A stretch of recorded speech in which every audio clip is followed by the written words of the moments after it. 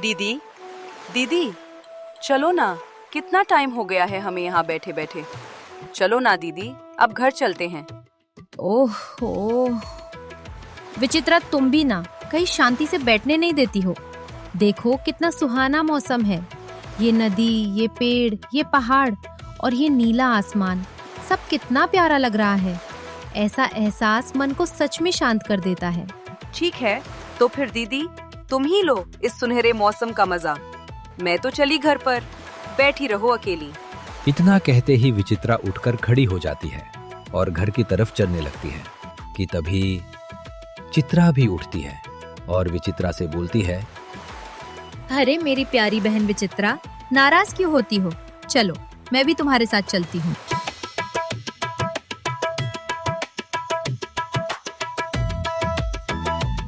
इतना कहते ही चित्रा और विचित्रा दोनों बहनें घर की ओर निकल जाती हैं। रास्ते में दोनों बहनें आपस में बातें करती हुई आगे बढ़ रही होती हैं। तभी चित्रा की नजर रास्ते के एक तरफ बैठी हुई बूढ़ी काकी पर पड़ती है और बूढ़ी काकी के बगल में एक लड़की का गट्ठर पड़ा हुआ होता है। ये देखकर चित्रा विचित्रा से बोलती है, बहन देखो, वहाँ गांव की बूढ़ी काकी बैठी हुई है। चलो चलकर उसका हालचाल पूछते हैं। बेचारी का इस दुनिया में अब कोई और सहारा नहीं है। दीदी तुम भी ना हर किसी को अपना मानकर उसकी मदद के लिए चिपक जाती हो। अब हम क्या करें? अगर इस दुनिया में उसका कोई नहीं है तो इसमें हमारी तो कोई गलती नहीं है। विचित्रा, इस दुनिया में लोग किसी इंसान को उसकी धन दौलत से नहीं बल्कि उसके व्यवहार से पहचानते हैं। और रही बात कि उस काकी का इस दुनिया में कोई नहीं है, तो इसमें हमारी कोई गलती नहीं, ये मैं मानती हूँ। लेकिन अगर हम किसी तरह उसकी थोड़ी सी मदद कर दें तो इससे हमारा कुछ भी कम नहीं हो जाएगा। चलो चुपचाप मेरे पीछे पीछे आ जाओ। चित्रा का स्वभाव सरल, शांत और लोगों की मदद करने वाला था। वहीं उसकी बहन विचित्रा का स्वभाव उससे बिल्कुल अलग था। विचित्रा सिर्फ अपने बारे में ही सोचती थी। उसे दुनियादारी से कोई खास मतलब नहीं था। बात करते करते दोनों बहनें चलकर काकी के पास जाकर रुक जाती हैं। काकी, ओ काकी, क्या हुआ? तुम ऐसे नदी के किनारे क्यों बैठी हुई हो? कौन बेटा? मुझे ठीक से दिखाई नहीं देता। क्या तुम चित्रा हो? अरे हाँ काकी, मैं ही चित्रा हूँ। मैं ये पूछ रही थी, क्या कोई तकलीफ तो नहीं है तुम्हें? अगर कोई मदद चाहिए तो मुझसे कह दो काकी। बेटा चित्रा, गांव में तुम ही तो हो जो मेरा हालचाल पूछती हो, वरना इस गांव में कोई भी सीधे मुंह मुझसे बात तक नहीं करता। और रही बात मदद की, बेटा तो ये तो मेरी तकदीर है। इस पेट के खातिर काम तो मुझे करना ही पड़ता है।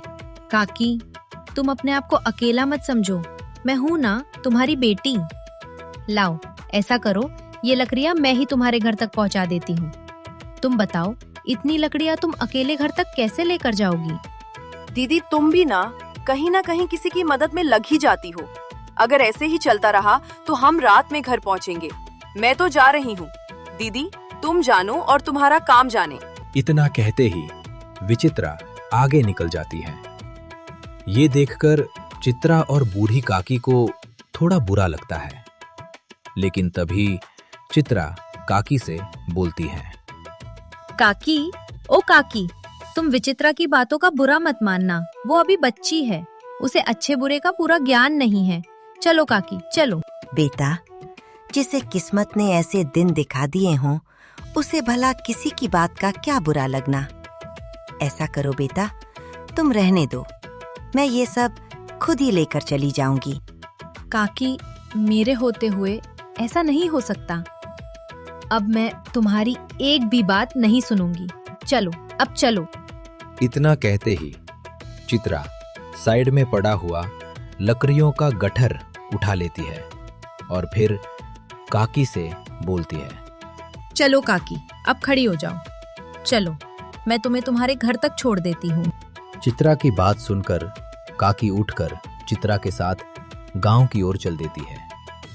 धीरे धीरे दोनों बातें करते हुए आगे बढ़ती हैं। आखिरकार काकी के घर पहुंच जाती हैं।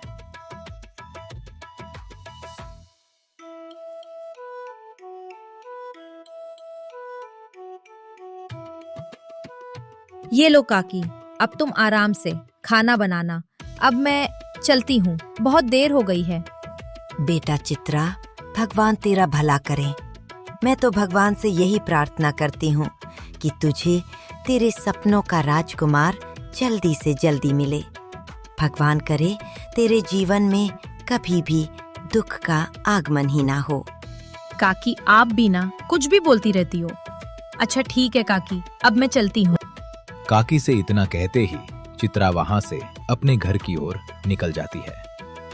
चित्रा धीरे धीरे रास्ते से अपने घर की तरफ जा रही होती है कि तभी रास्ते में 3-4 लफंगे आकर चित्रा को चारों ओर से घेर लेते हैं। ये सब देखकर चित्रा गुस्से में बोल पड़ती है।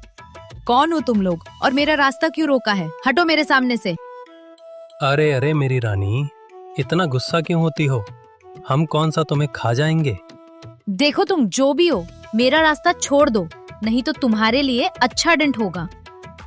अरे मोहन, ध्यान से देख। तेवर तो इसके ऐसे हैं जैसे किसी रियासत की रानी हमारे सामने खड़ी हो। जब उनमें से एक ने यह कहा तो तीनों जोर जोर से हंसने लगे। तभी उन्हीं में से एक आगे बढ़ते हुए बोला, अरे छोड़ो यार, इसे क्या डराना, देखो तो सही। अकेली लड़की है, थोड़ी देर बातें करेंगे, फिर खुद ही बताएगी जंगल में चलना है या हमारे घर पर। जैसे ही उसने ये बात कही, तीनों फिर से ठहाके लगाकर हंसने लगे। उनकी हंसी सुनते ही चित्र का खून खौल उठा। उसकी आंखों में आग भर गई। वो तीनों को चेतावनी भरी नजर से घूरते हुए गरज पड़ी। हंसना बंद करो, आखिरी बार चेतावनी दे रही हूँ। अगर एक कदम भी आगे बढ़ाया तो अंजाम बहुत बुरा होगा। अरे मेरी रानी, अंजाम का तो हमें नहीं पता, लेकिन आज तो तुम्हें हम तीनों को खुश करना ही होगा। जैसे ही चित्रा ने ये बात सुनी, उसका खून खौल उठा। वो गुस्से से लाल हो गई और तभी जोर से चिल्ला पड़ी, खबरदार, अगर एक कदम भी आगे बढ़ाया तो अंजाम बहुत बुरा होगा। मैं डरने वालों में से नहीं हूँ, समझे तुम लोग? इतना सुनते ही चित्रा घबरा जाती है और पूरी ताकत से किसी को पुकारने लगती है। शेरा, कालू, बचाओ मुझे।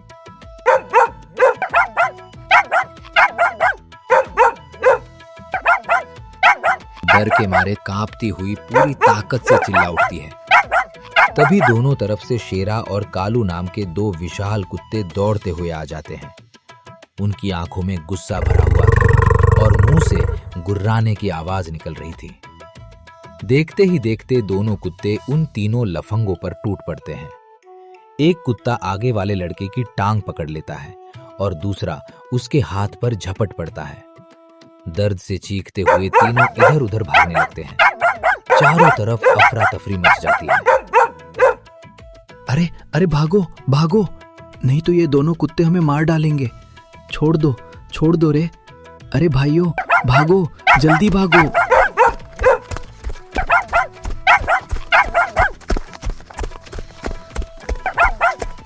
फिर क्या, तीनों लफंगे जान बचाकर वहां से भाग खड़े होते हैं। शेरा और कालू उन्हें खदेड़ते हुए कुछ दूर तक जाते हैं।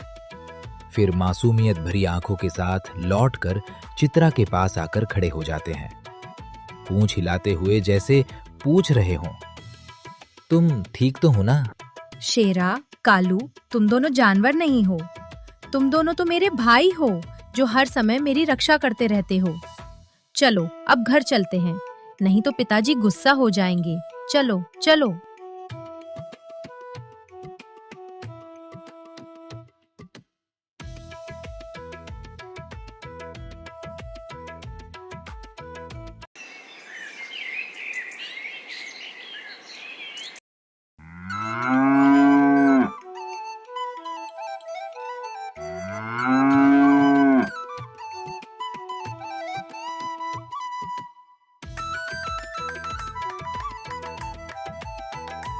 अरे भगवान, तुम दोनों बिना चारे के रह ही नहीं सकती हो। चलो ये लो, अच्छे से खा लो। और हाँ, सुनो मेरी बात, तुम जितना चारा खा रही हो ना, उसके हिसाब से तो तुम्हें 2 बाल्टी भर के दूध देना होगा। रघुनाथ अपनी गायों से ऐसी ही बातें कर रहे थे कि तभी पीछे से चित्रा धीरे धीरे घर की ओर बढ़ती दिखाई दी। जैसे ही रघुनाथ की नजर उस पर पड़ी, वे बोल पड़े। बेटा चित्रा, सुनो तो, कितना वक्त हो गया था, तुम कहाँ चली गई थी? पता है तुम्हें कि मुझे तुम्हारी कितनी चिंता रहती है? पिताजी, आपको हर समय मेरी चिंता लगी रहती है। आपको पता है ना, आपकी बेटी कितनी बहादुर है, और मेरे साथ शीरा और कालू भी तो हैं। लेकिन बेटा, कितना वक्त हो गया तुम्हें? विचित्रा तो बोल रही थी कि तुम गांव की बूढ़ी काकी के यहाँ लकड़ियां रखने गई हो, पर इतना समय तो नहीं लगता बेटा। देखो, दिन भी ढलने को आ गया है। अरे अरे पिताजी, मुझे बोलने का मौका तो दो, मैं बताती हूँ आखिरकार आज मेरे साथ क्या हुआ। इतना कहते ही चित्रा अपने पिताजी को पूरी घटना विस्तार से बताने लगती है कि आज उसके साथ क्या क्या हुआ था। कैसे रास्ते में कुछ लफंगों ने उसका रास्ता रोका और फिर शेरा और कालू ने समय पर आकर उसकी रक्षा की। बेटा चित्रा, मैं तुम्हारा पिता हूँ, मुझे हर समय तुम्हारी चिंता लगी रहती है, और आज जो घटना तुम्हारे साथ घटी है, ऐसा फिर किसी और के साथ ना हो, इसलिए मैं गांव के मुखिया से इसकी शिकायत जरूर करूंगा। मेरे प्यारे दर्शकों, आपको ये वीडियो कैसा लगा? अपनी राय कमेंट में जरूर बताइए। और हाँ, क्या आप इसका नेक्स्ट पार्ट देखना चाहते हैं या नहीं, ये भी जरूर बताइए। अगर आपको हमारी मेहनत पसंद आई हो तो चैनल को सब्सक्राइब जरूर करें, क्योंकि एक वीडियो बनाने में बहुत मेहनत लगती है और आपका एक सब्सक्राइबर हमारा हौसला बढ़ाता है। उम्मीद करता हूं आप सभी का दिन शुभ हो। मिलते हैं नेक्स्ट पार्ट में।